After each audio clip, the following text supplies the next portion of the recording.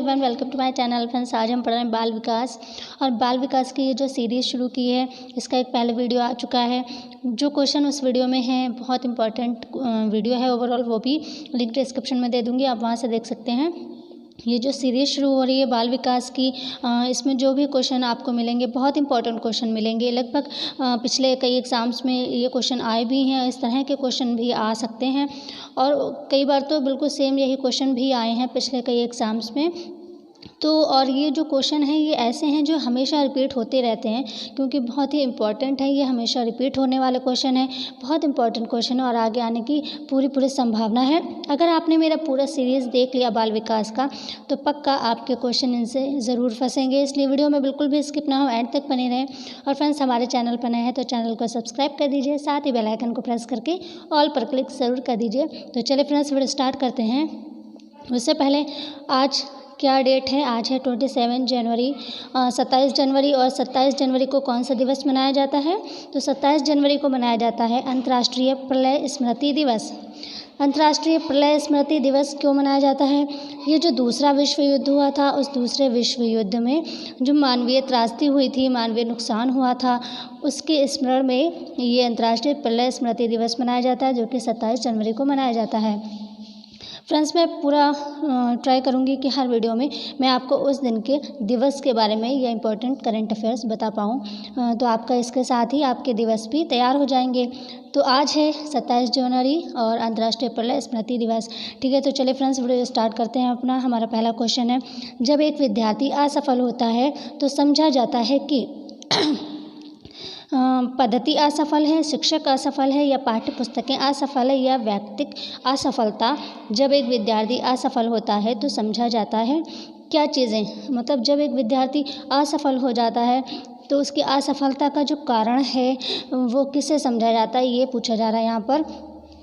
तो यहाँ पर पद्धति असफलता मानी जाएगी, या शिक्षक असफल है, या पाठ्य पुस्तकें असफल है, या व्यक्तिक असफलता है। तो यहाँ पर किस चीज़ को माना जाएगा?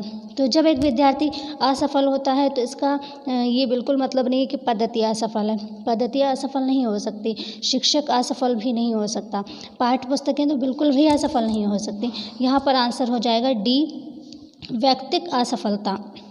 जब एक विद्यार्थी असफल होता है तो समझा जाता है कि यह व्यक्तिक असफलता है। ये वाला आंसर बिल्कुल सही हो जाएगा। नेक्स्ट क्वेश्चन देखते हैं। किसी विद्यार्थी की सबसे, यहाँ पर की होगा, किसी विद्यार्थी की सबसे महत्वपूर्ण विशेषता है। किसी भी विद्यार्थी की सबसे महत्वपूर्ण विशेषता क्या है? सबसे महत्वपूर्ण विशेषता क्या है? उत्तरदायित्व, ईमानदारी, सहभागिता, या आज्ञाकारिता। तो विद्यार्थी की बात पूछी जा रही है यहाँ पे, विद्यार्थी ध्यान दीजिए। किसी विद्यार्थी की सबसे महत्वपूर्ण विशेषता, तो उत्तरदायित्व तो किसी में भी हो सकता है, ज़रूरी नहीं है कि वो विद्यार्थी हो। ईमानदारी भी किसी का भी गुण हो सकता है, किसी की भी विशेषता हो सकती है। सहभागिता भी किसी की भी विशेषता हो सकती है, लेकिन यहाँ पर विद्यार्थी की महत्वपूर्ण विशेषता पूछी जा रही है तो आज्ञाकारिता होगी, क्यों? आज्ञाकारिता जो है ये विद्यार्थी की सबसे महत्वपूर्ण विशेषता है। नेक्स्ट क्वेश्चन देखते हैं। 23 नंबर है हमारा, मानवीय मूल्यों जो प्रकृति में सार्वत्रिक हैं के विकास का अर्थ है। मानवीय मूल्य जो प्रकृति में सबसे ज़्यादा हैं के विकास का क्या अर्थ है? मतारोपण, अंगीकरण, अनुकरण, या अभिव्यक्ति। तो क्या होगा इसका राइट आंसर? मानवीय मूल्यों जो प्रकृति में सार्वत्रिक हैं, यानी कि सर्वाधिक हैं, के विकास का क्या अर्थ है? मतारोपण, या अंगीकरण, अनुकरण, अभिव्यक्ति। तो क्या होगा इसका राइट आंसर? इसका राइट आंसर होगा अभिव्यक्ति, क्योंकि अनुकरण नहीं हो सकता, अंगीकरण भी नहीं हो सकता, मतारोपण भी नहीं है। बिल्कुल क्लियर है ये, तो अभिव्यक्ति ही है इसका। मानवीय मूल्य जो प्रकृति में सबसे ज़्यादा है कि विकास का क्या अर्थ है? तो अभिव्यक्ति ही सबसे अधिक है। ठीक है, नेक्स्ट क्वेश्चन देखते हैं। 24 निम्न में से किस स्तर के बच्चे अपने समकक्षी वर्ग के सक्रिय सदस्य बन जाते हैं? ये क्वेश्चन एक पिछले वीडियो में भी लिया था मैंने, लेकिन वो अलग तरह से पूछा गया था, ये अलग तरह से पूछा गया। आंसर एक ही है दोनों का। तो एग्ज़ाम्स में क्वेश्चन को बिल्कुल बदल देते हैं, लेकिन आंसर क्वेश्चन मतलब वही होता है, लेकिन उसको पूछने का स्टाइल बिल्कुल बदल देते हैं, तो ऐसा लगता है क्वेश्चन दूसरा। नहीं, आप थोड़ा सा उसको समझिए। निम्न में से किस स्तर के बच्चे अपने समकक्षी वर्ग के सक्रिय सदस्य बन जाते हैं, तो इसका आंसर होगा किशोरावस्था, क्योंकि किशोरावस्था में ही बच्चे अपने समकक्षी वर्ग के सक्रिय सदस्य बन जाते हैं, वयस्कावस्था में नहीं, ये भी नहीं, बाल्यावस्था में भी नहीं। तो किशोरावस्था इसका राइट आंसर होगा। इस उम्र में जो है, इस अवस्था में बच्चे अपने समकक्षी वर्ग के सक्रिय सदस्य बन जाते हैं। नेक्स्ट क्वेश्चन देखते हैं। विकास शुरू होता है, विकास कब से शुरू होता है? किसी भी विद्यार्थी, किसी भी बच्चे का, यहाँ पर बच्चे की बात हो रही, किसी भी बच्चे का विकास कब से शुरू होता है? उत्तर बाल्यावस्था से, प्रसव पूर्ण अवस्था से, शैशवावस्था से या पूर्व बाल्यावस्था से? तो विकास कब से शुरू होता है? बहुत ही ईजी है ये तो, बहुत ही। इसका कौन सा नंबर सही होगा? प्रसव पूर्ण अवस्था। विकास शुरू होता है उत्तर बाल्यावस्था से नहीं, शैशवावस्था से भी नहीं, पूर्व बाल्यावस्था से भी नहीं, प्रसव पूर्ण अवस्था से विकास जो है शुरू होता है, कि जन्म से पूर्व से ही विकास शुरू हो जाता है। तो ये विकास शुरू होता है, इसका बी आंसर सही हो जाएगा, प्रसव पूर्ण अवस्था से। Next question.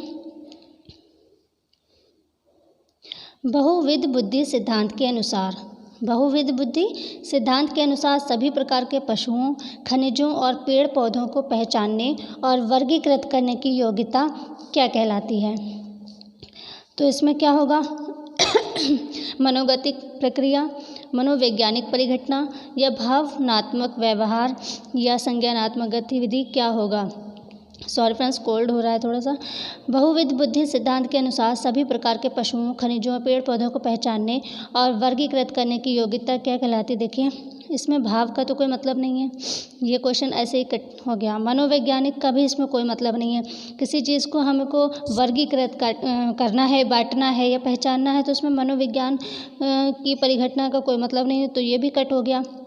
मनोगतिक, इसका भी बिल्कुल, ये दोनों लगभग नहीं है, तो ये तो कट हो गए। तो इसका मतलब हमारा आंसर है संज्ञानात्मक गतिविधि। तो जो संज्ञानात्मक गतिविधि है, संज्ञानात्मक एक जो जिसके अंतर्गत जो है स्कीम और स्कीमा भी आते हैं, तो ये हो सकता है, ये ही आंसर है। संज्ञानात्मक जो गतिविधि है, यही इसका आंसर होगा, क्योंकि बहुविध बुद्धि सिद्धांत के अनुसार सभी प्रकार के पशुओं, खनिजों और पेड़ पौधों को पहचानने और वर्गीकृत करने की योग्यता क्या कहलाती है? संज्ञानात्मक गतिविधि। तो यहाँ पर और भी कुछ होता, पशु, खनिज, पेड़ पौधे, यहाँ पर और भी कुछ होता, तब भी इसका आंसर संज्ञानात्मक गतिविधि ही होता। नेक्स्ट क्वेश्चन देखते हैं। कोहलबर्ग के अनुसार सही और गलत प्रश्नों के बारे में निर्णय लेने में शामिल चिंतन प्रक्रिया को क्या कहा जाता है? तो जो कोहलबर्ग है, कोहलबर्ग के अनुसार सही और गलत प्रश्नों के बारे में निर्णय लेने में शामिल चिंतन प्रक्रिया को क्या कहा जाता है? तो यहाँ पर 4 ऑप्शन आपके: सहयोग की नैतिकता, नैतिक तर्कणा, नैतिक यथार्थवाद या नैतिक दुविधा। तो यहाँ पर क्या होगा? दुविधा तो नहीं होगा। कोहलबर्ग के अनुसार सही और गलत, यहाँ पर इसको ध्यान दीजिए, सही और गलत प्रश्नों के बारे में निर्णय लेने में शामिल चिंतन प्रक्रिया को क्या कहा जाता है? तो सही और गलत प्रश्नों के बारे में उसको निर्णय लेना है, उस पर चिंतन करना है, तो दुविधा यहाँ पर नहीं होगा। सहयोग, ये भी नहीं होगा, यहाँ पर सहयोग की कोई बात नहीं है।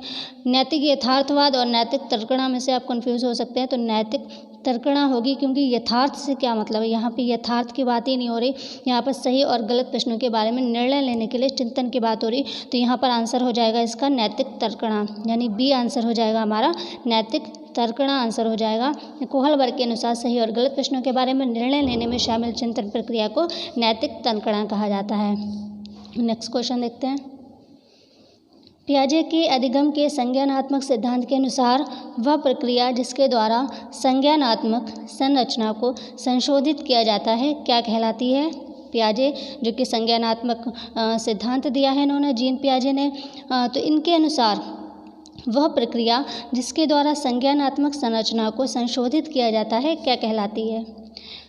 तो क्या कहलाती है? यहाँ पर आप ये देखिए कि ये जो इतना ये यहाँ तक जो दिया हुआ है, ये सिर्फ वेस्ट दिया है, आप इसको ध्यान दीजिए इस चीज़ को, क्योंकि ये क्वेश्चन को बड़ा करने के लिए कुछ जोड़ भी देते हैं, जिससे आप कंफ्यूज हो जाए। तो यहाँ हमें इससे मतलब नहीं है कि सिद्धांत किसने दिया है, यहाँ पर इस क्वेश्चन में फ़िलहाल इससे मतलब नहीं है कि सिद्धांत किसने दिया है। यहाँ पर हमें सिर्फ इतना देखना है कि वह प्रक्रिया जिसके द्वारा संज्ञानात्मक संरचना को संशोधित किया जाता है क्या कहलाती है। तो ऐसी वो कौन सी प्रक्रिया है जिसके द्वारा संज्ञानात्मक संरचना को संशोधित किया जाता है। प्रत्यक्षण है, समायोजन है, समावेशन है या स्कीमा है। क्या है इसका आंसर। ये 28 नंबर 27 आ गया। चलिए यहाँ पर क्या होगा इसका आंसर। प्रत्यक्षण, समायोजन, समावेशन या स्कीमा, क्या होगा इसका आंसर। पियाजे के अधिगम के संज्ञानात्मक सिद्धांत के अनुसार वह प्रक्रिया जिसके द्वारा संज्ञानात्मक संरचना को संशोधित किया जाता है कहलाती है समावेशन। तो यहाँ पर इसका आंसर हो जाएगा समावेशन। प्रत्यक्षण नहीं हो सकता, समायोजन भी यहाँ पर नहीं है, तो समावेशन है। अच्छा, ये स्कीमा क्या है। फ्रेंड्स, कोल्ड बहुत ज़्यादा हो रहा है, तो आई थिंक आप समझ पा रहे हो, मेरी आवाज़ को क्लियर आ रही हो। तो यहाँ पर ये जो संज्ञानात्मक संरचना इसको संशोधित किया करेंगे, जो वो प्रक्रिया कहलाती है समावेशन। यहाँ पर एक मान ली इसका जो इस क्वेश्चन का आंसर है वो समावेशन होगा, लेकिन यहाँ पर आप स्कीमा को भी समझ लीजिए कि स्कीमा क्या है। स्कीम या स्कीमा क्या है। ये जीन पियाजे जो वैज्ञानिक हुए हैं, जो विद्वान हुए हैं, संज्ञानात्मक सिद्धांत दिया है इन्होंने, जीन पियाजे ने। तो जो संज्ञानात्मक सिद्धांत है उसके अंतर्गत ही ये सारी शब्दावली आती है। स्कीम, स्कीमा, ये शब्दावली संज्ञानात्मक सिद्धांत के अंतर्गत ही आती है। तो स्कीम क्या है। स्कीम वो है, स्कीम के अंतर्गत हम क्या कहते हैं, कोई भी काम को हम दोहरा सकें, जिस काम को हम दोहराते हैं, दोहरा सकें, वो स्कीम होती है। और जो हमारे व्यवहार, जो चीज़ें हमारे माइंड में स्टोर रहती हैं वो स्कीमा कहलाती हैं। स्कीमा बहुत सारी हो सकती हैं, कोई एक नहीं होती है स्कीम। स्कीम एक हो सकती है, लेकिन स्कीमा बहुत सारी चीज़ें हम बचपन से सीखते रहते हैं, बहुत सारी चीज़ें सीखते रहते हैं और वो हमारे माइंड में स्टोर रहती हैं। तो हमारे माइंड के एक तरह से स्टोरेज को जो है स्कीमा कहते हैं। आसान भाषा में हमारे माइंड के जो स्टोरेज होता है उसको स्कीमा कहते हैं, कि हमारे माइंड में बहुत सारी चीज़ें स्टोर में रहती हैं, हम सीखते रहते हैं और वो चीज़ें सारी हमारे माइंड में स्टोर रहती हैं, तो उसको हम स्कीमा कहते हैं। और अगर किताबी भाषा में देखें या मान लीजिए एग्ज़ाम्स में आ ही जाए कि स्कीमा क्या है, तो ऑप्शन आप देखकर समझ पाएँ। तो स्कीमा जो है, स्कीमा वो है कि हम हमारे वो व्यवहार जिनका हम सामान्यीकरण कर सकते हैं वो स्कीमा कहलाते हैं। और स्कीम क्या कहलाते हैं, ऐसे व्यवहार या ऐसे काम जिनको दोहराया जा सके वो स्कीम कहलाते हैं। और स्कीमा ऐसे व्यवहार जिनका हम सामान्यीकरण कर सकते हैं वो स्कीमा कहलाते हैं। ये किताबी भाषा है। आम भाषा में समझें तो स्कीमा जो है हमारे माइंड का एक स्टोरेज होता है, जिसको हम चीज़ें अपने माइंड में स्टोर कर सकते हैं, वो है स्कीमा। चलिए नेक्स्ट क्वेश्चन देखते हैं। नेक्स्ट क्वेश्चन है, एक व्यक्ति अपने समकक्ष व्यक्तियों के समूह के प्रति आक्रामक व्यवहार करता है और विद्यालय के मानदंडों को नहीं मानता। इस विद्यार्थियों में मतलब इस तरह के जो विद्यार्थी हैं उनमें किस चीज़ की सहायता की आवश्यकता है। तो यहाँ पर जो रिक्त स्थान है उसमें जो है इन चार ऑप्शन में से कोई एक आएगा। तो एक व्यक्ति अपने समकक्ष व्यक्तियों के समूह के प्रति आक्रामक व्यवहार करता है और विद्यालय के मानदंडों को नहीं मानता। इस तरह के जो विद्यार्थी हैं उनको किस बात की आवश्यकता है। भावात्मक क्षेत्र में सहायता की आवश्यकता है, उच्च स्तरीय चिंतन कौशल की आवश्यकता है, या संज्ञानात्मक क्षेत्र में सहायता की आवश्यकता है, या फिर मनोगत्यात्मक क्षेत्र में सहायता की आवश्यकता है। तो इसमें क्या होगा, इसमें उस जो व्यक्ति है जो अपने जो अपने समकक्ष के जो साथी हैं, जो लोग हैं, उनके प्रति आक्रामक व्यवहार करता है, तो उसको किस क्षेत्र में आवश्यकता है, भावात्मक क्षेत्र में उसको आवश्यकता होगी सहायता की। उसको भावात्मक क्षेत्र में आवश्यकता होगी सहायता की। यहाँ पर भाव से उसका मतलब है ना कि वो अपने समूह के प्रति आक्रामक व्यवहार करता है और विद्यालय के मानदंडों को नहीं मानता, तो इसको यहाँ पर भावात्मक क्षेत्र में सहायता की आवश्यकता है। नेक्स्ट क्वेश्चन देखते हैं। शिक्षक को ये सलाह दी जाती है कि वे अपने शिक्षार्थियों को यानी अपने शिक्षार्थियों को सामूहिक गतिविधियों में शामिल करें, क्योंकि सीखने को सुगम बनाने के अतिरिक्त ये जो चार ऑप्शन इनमें से कोई एक यहाँ पर आएगा, में भी सहायता करती है। तो शिक्षक को ये सलाह दी जाती है कि वह अपने शिक्षार्थियों के सामूहिक गतिविधियों को शामिल करें। यहाँ पर पूरी आप ऊपर वाली लाइन को ध्यान ना दें, आप यहाँ पर ये देखें कि शिक्षार्थियों को सामूहिक गतिविधियों में शामिल करें। क्यों? क्यों शामिल करें उनको, शिक्षार्थियों को सामूहिक गतिविधियों में। इससे क्या होगा, इन 4 ऑप्शन में से आप बताइए। दुश्चिंता, सामाजिकरण, मूल्य द्वंद्व या आक्रामकता। तो आक्रामकता तो ऐसे ही लग रहा है नहीं होगा, आक्रामकता दुश्चिंता भी नहीं होगा। यहाँ पर गतिविधि की बात हो रही है कि गतिविधियों में शिक्षार्थियों को जो शामिल करें तो सीखने को सुगम बनाने के अतिरिक्त और क्या किस चीज़ में उसको लाभ मिल सकता है, क्या चीज़ें वो सीखेगा, तो वह यहाँ पर ये सीखेगा सामाजिकरण। तो शिक्षार्थियों को जब सामूहिक गतिविधियों में शामिल करेंगे, सामूहिक गतिविधियों में, सामूहिक मतलब एक समाज हो जाता है, तो सामूहिक गतिविधियों में जब शामिल करेंगे तो सीखने को सुगम बनाने के अतिरिक्त और क्या चीज़ें सीखेगा, सामाजिकरण। इसमें सामाजिकरण आंसर हो जाएगा, बी आंसर हो जाएगा इसका। दुश्चिंता, मूल्य द्वंद्व, आक्रामकता ये तो वैसे ही लग रहा है गलत है, तो यहाँ पर आंसर हो जाएगा सामाजिकरण। चलिए नेक्स्ट क्वेश्चन देखते हैं। सीमा हर पाठ को बहुत जल्दी सीख लेती है जबकि लीना उसे सीखने में ज़्यादा समय लेती है। यह विकास के किस सिद्धांत को दर्शाता है? व्यक्तिक सिद्धांत को, अंतः संबंध को, निरंतरता को, सामान्य से विशिष्ट की ओर, किसको ये दर्शाता है? बहुत ही सिंपल है कि 2 बच्चे हैं, एक बच्चा पाठ को जल्दी सीख लेता है जबकि दूसरा बच्चा उस पाठ को सीखने में थोड़ा ज़्यादा टाइम लेता है। तो ये विकास की कौन सा सिद्धांत को दर्शाता है?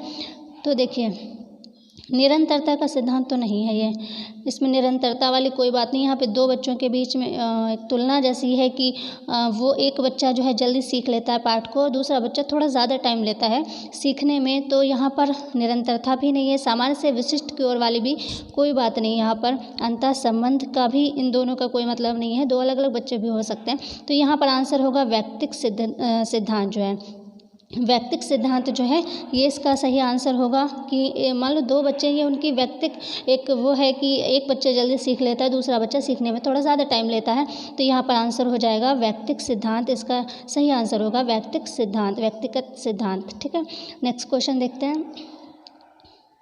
निम्नलिखित में से रिक्त स्थान पर 4 ऑप्शन में से कोई एक आएगा कि अतिरिक्त सभी वातावरणीय कारक विकास को आकार देते हैं। मतलब निम्नलिखित में से इसके अतिरिक्त वातावरणीय कारक विकास को आकार देते हैं।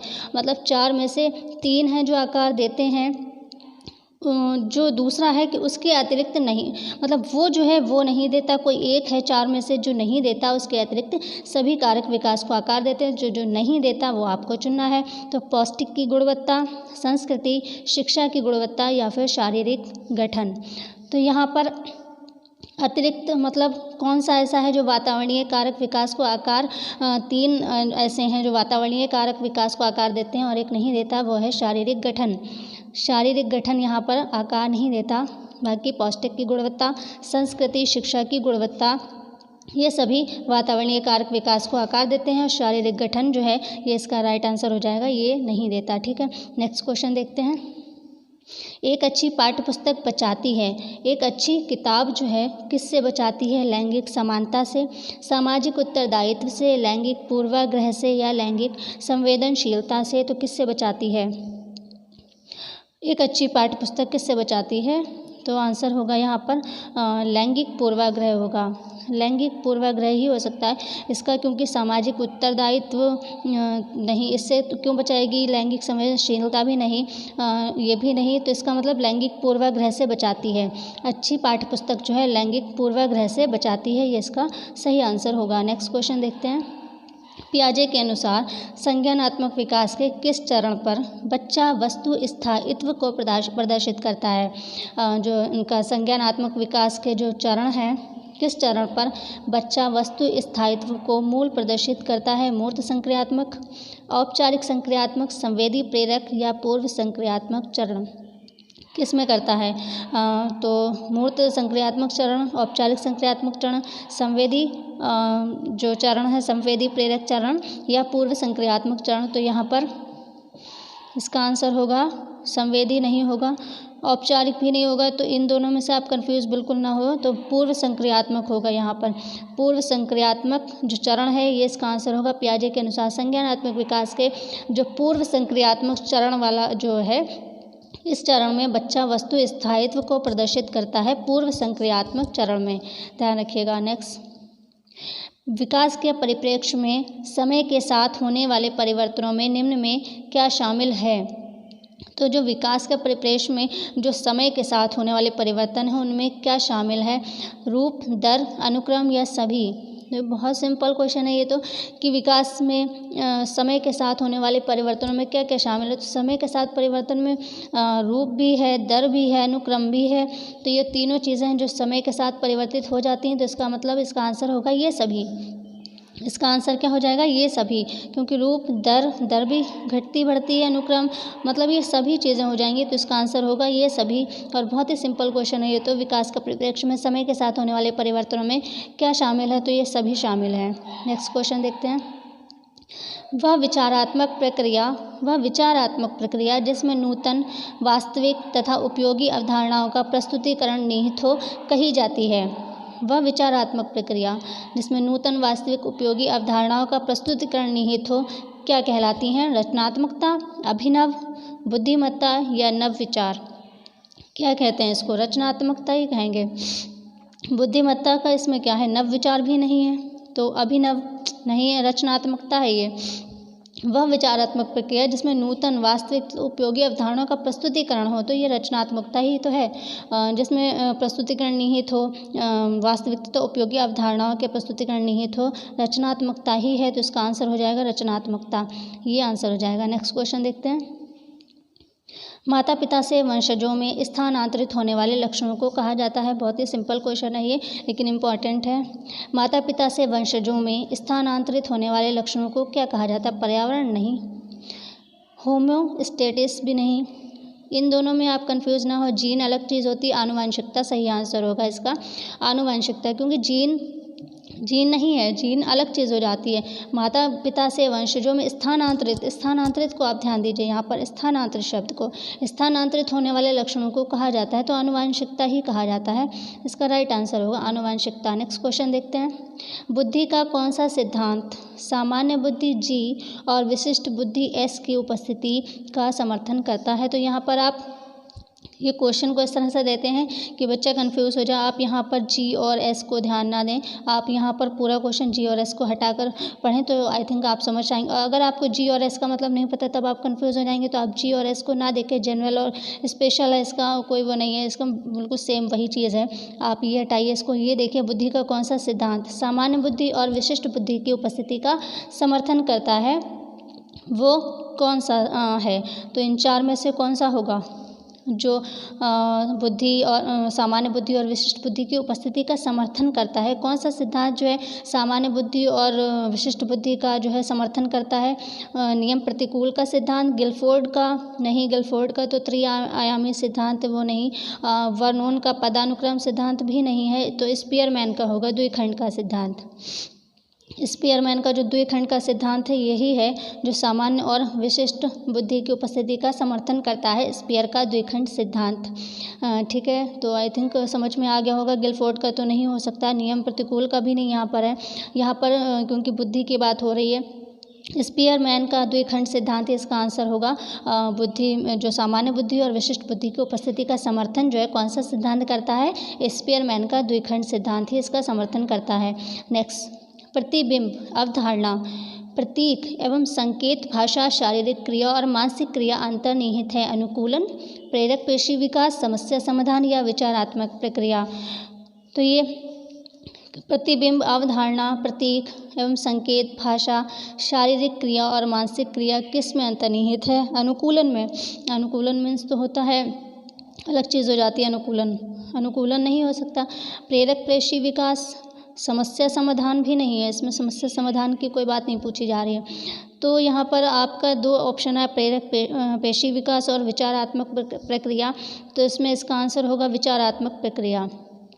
प्रतिबिंब, अवधारणा, प्रतीक और संकेत, भाषा, शारीरिक क्रिया, इन सब चीज़ों को आप ध्यान दीजिए, तो इसका आंसर आएगा विचारात्मक प्रक्रिया। और मानसिक क्रिया, ये सारी चीज़ें किस में अंतर्निहित हैं? विचारात्मक प्रक्रिया के अंतर्गत ये सारी चीज़ें निहित हैं, विचारात्मक प्रक्रिया इसका राइट आंसर होगा।